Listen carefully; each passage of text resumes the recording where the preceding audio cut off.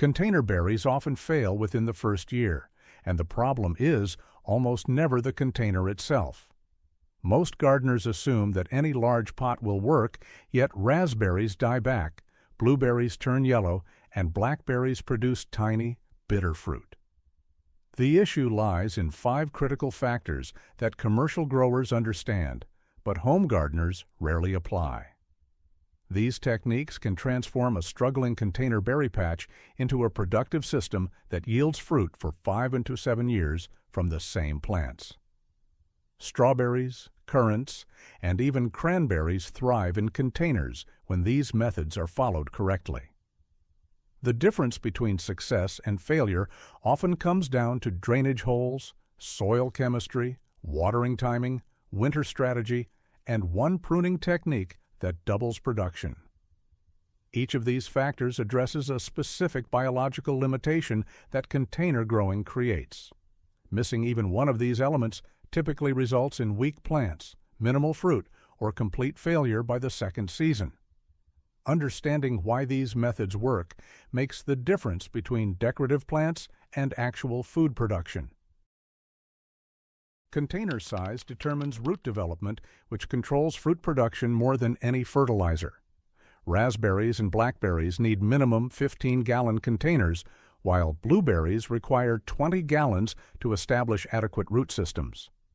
Smaller containers restrict root growth, limiting nutrient uptake and causing plants to exhaust soil resources within weeks. The pot must be at least 18 inches deep for raspberries and blackberries, 20 inches for blueberries, and 12 inches for strawberries and currants. Drainage becomes critical because berry roots suffocate in waterlogged soil, leading to root rot within 48 hours of saturation. Most commercial pots have inadequate drainage holes. Drilling 8-10 additional half-inch holes in the bottom and lower sides prevents water accumulation. Elevating containers on pot feed or bricks allows air circulation underneath, which speeds drainage and prevents soil from sealing against flat surfaces. This elevation also stops roots from growing through holes into the ground below, which would defeat the purpose of container growing. Material choice matters because terracotta breathes but dries quickly. Plastic retains moisture but heats up, and fabric pots provide excellent drainage but require more frequent watering. Garden soil compacts in containers, creating anaerobic conditions that kill berry roots within one growing season. Container growing requires a completely different soil structure because water behaves differently in confined spaces. Commercial growers use soilless mixes that maintain air pockets even when saturated. The ideal mix for raspberries, blackberries, and strawberries contains 40% peat moss or coir, 30% perlite, 20% compost, and 10% pine bark fines.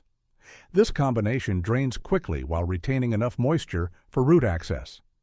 Blueberries and cranberries need acidic soil with pH 4.5-5.5, requiring a specialized mix of 50% peat moss, 25% perlite, 15% pine bark, and 10% sulfur-rich compost.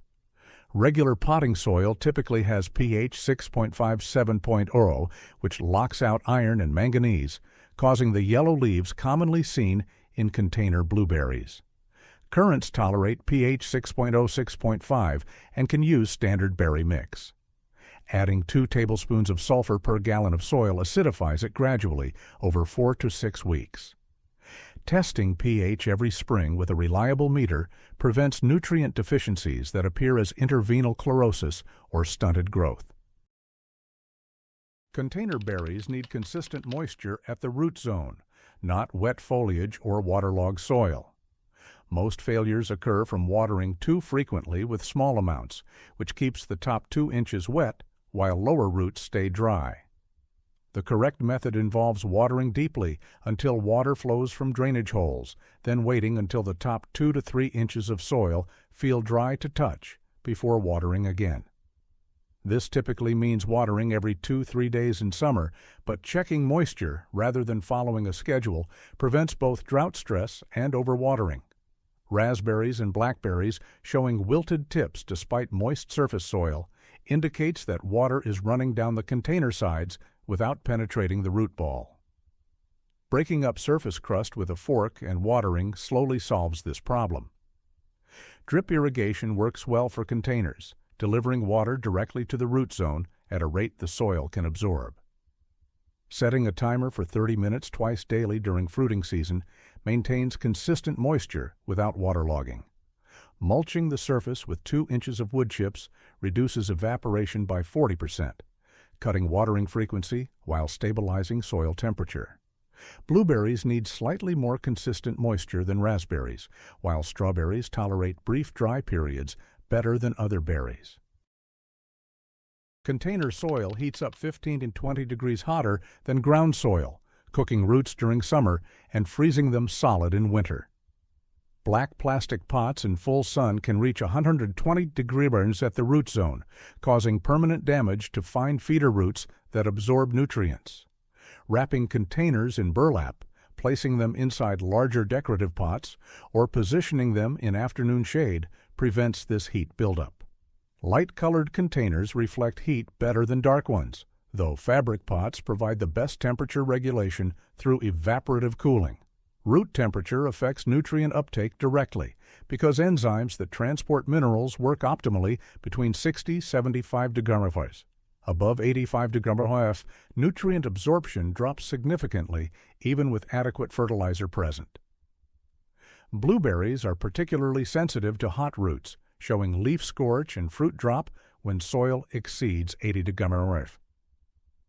Currants prefer cooler conditions and benefit from being placed on the north side of structures during summer.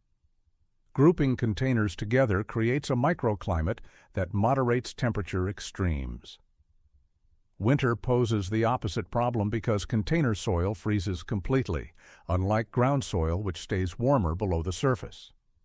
This freeze-thaw cycle ruptures root cells, killing plants that would survive in the ground. Protecting container berries through winter determines whether they produce fruit the following year or die completely.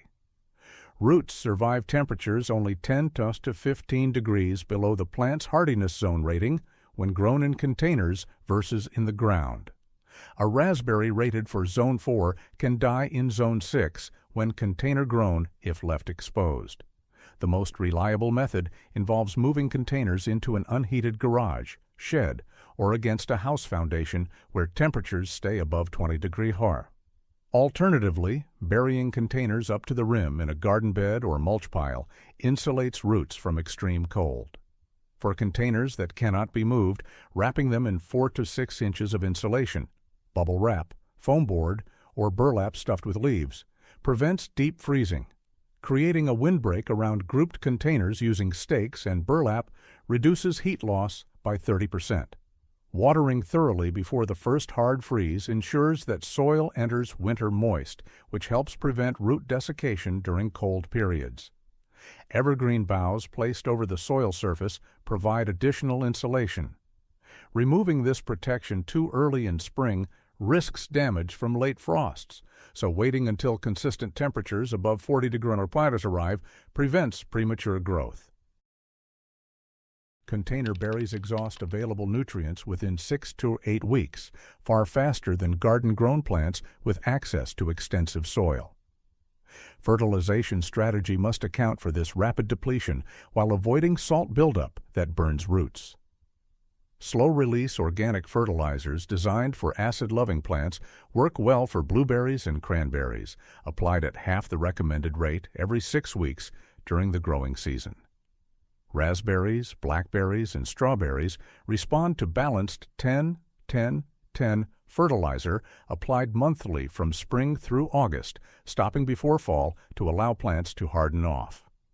Liquid feeding with fish emulsion or seaweed extract every 2 weeks provides micronutrients that granular fertilizers lack. Yellowing leaves between veins indicate iron deficiency, common in blueberries when pH drifts above 5.5, requiring chelated iron spray for immediate correction and sulfur application for long-term pH adjustment. Excessive nitrogen produces vigorous foliage with minimal fruit, while phosphorus promotes root development and berry production. Top-dressing containers with 1 inch of compost each spring replenishes organic matter and beneficial microorganisms. Flushing containers with plain water every 6 weeks prevents salt accumulation from fertilizers, which appears as white crust on soil surface or brownleaf edges. Pruning container berries controls plant size while dramatically increasing fruit production through better light penetration and air circulation. Raspberries produce fruit on second-year canes, so removing canes after they fruit opens space for new, productive growth. Summer-bearing varieties need all dead canes cut to ground level in late winter, leaving 4 to 6 strong new canes per container. Ever-bearing raspberries can be cut to ground level in late fall for easier management, though this sacrifices early summer crop. Blackberries follow similar patterns but need tip pruning on new canes at 36-40 inches to encourage lateral branching, which produces more fruiting sites. Blueberries require a different approach because they fruit on wood that's 2 to 3 years old. Removing oldest canes that show gray, scaly bark and keeping 3-4 productive canes maintains vigor without reducing yield. Strawberries benefit from removing runners throughout summer, directing energy into fruit production rather than plant reproduction. Currants produce best on 2 to 3-year-old wood, requiring removal of canes older than 4 years. Thinning interior branches improves air circulation, reducing fungal disease pressure that increases in the confined space of containers. Light pruning in summer to remove dead or damaged growth prevents problems from developing. Limited pollinator access to container berries often results in poor fruit set despite healthy flowering. Blueberries require cross-pollination between different varieties to produce large berries, so growing at least 2 different cultivars in separate containers becomes essential. Placing containers near flowering herbs like lavender or oregano attracts bees and other pollinators. Hand pollination using a small brush to transfer pollen between flowers guarantees fruit set when pollinator activity is low. Strawberries are self-fertile but produce larger berries with insect pollination, benefiting from containers placed near vegetable gardens during bloom period. Raspberries and blackberries are self-fertile and produce well, even with minimal insect visits, though pollination still improves berry size. Currants produce better yields with cross-pollination, but set some fruit alone. Timing bloom period by choosing varieties that flower simultaneously ensures effective cross-pollination. Wind rarely pollinates container plants effectively because they're often placed near walls or in sheltered locations. Avoiding pesticide use during bloom period protects pollinators, and spraying in evening when bees are inactive reduces harm if treatment becomes necessary. Container mobility allows moving plants together during bloom to concentrate pollinator activity. Selecting compact varieties specifically bred for container growing prevents plants from outgrowing their space within 2 years. Raspberry cultivars like Raspberry Shortcake or Bushel and Berry reach only 3 to 4 feet tall while producing full-sized fruit. Standard varieties grow 6 to 8 feet and become difficult to manage in containers. Blueberry cultivars marked as dwarf or half-high, such as Peach Sorbet or Jelly Bean, stay under 3 feet and produce well in 15-gallon containers. Southern high-bush varieties need only 150,300 chill hours, making them suitable for warmer climates where northern varieties fail. Blackberry varieties like Baby Cakes are thornless and compact, eliminating the hazard of thorned canes near walkways while staying under 4 feet. Strawberries work best as day-neutral varieties that produce continuously rather than June-bearing types that fruit once, with Seascape and Albion being reliable producers. Red currants like Rovada adapt well to containers and stay naturally compact at 3 to 4 feet. Cranberries need specialty varieties and constant moisture, but work in containers where ground soil is unsuitable. Matching variety chill hour requirements to local climate prevents failure to fruit, a common problem when northern varieties are grown in warm zones. Checking variety descriptions for container suitability, mature size, and climate requirements before purchasing prevents problems later. Container soil depletes beyond repair after 2 to 3 years, regardless of fertilization, requiring complete replacement to maintain plant health. Berries showing reduced vigor, smaller fruit, or yellowing despite proper feeding indicate exhausted soil. Removing plants from containers in late winter, shaking off old soil, and inspecting roots for circling or disease prevents problems. Root-bound plants need roots teased apart or scored vertically in 3 per 4 places to encourage outward growth. Washing containers with 10% bleach solution kills disease organisms before refilling. Fresh soil mix provides renewed nutrition and improved structure.